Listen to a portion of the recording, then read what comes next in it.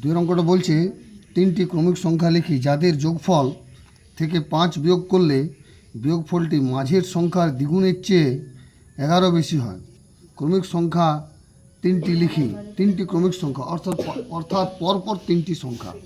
তাহলে ধরি 3টি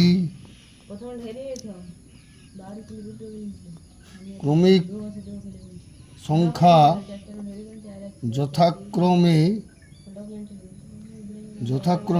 এক্স প্লাস 1 এক্স প্লাস 2, কারণ এক এক করে বেড়ে যায়।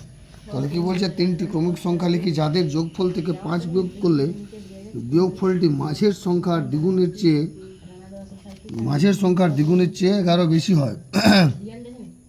বিয়োগফলটি অর্থাৎ প্রশ্নানুসারে লিখতে পারি x plus 1 plus x plus 2।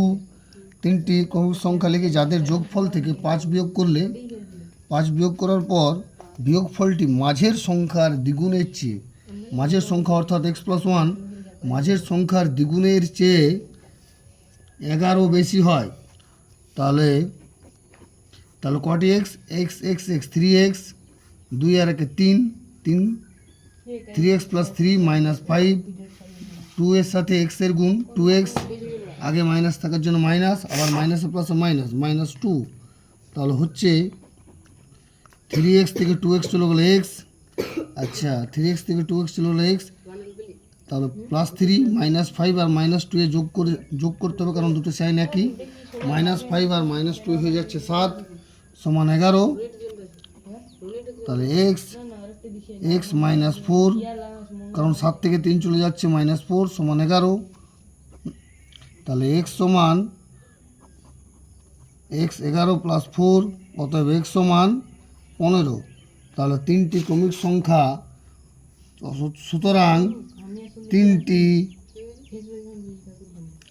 ক্রমিক সংখ্যা যথাক্রমে 15 প্লাস 1 বা 16,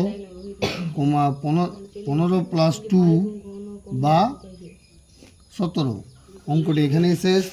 তোমরা অঙ্কটি অতি অবশ্যই প্র্যাকটিস করবে, সেই সঙ্গে লাইক এবং শেয়ার করবে।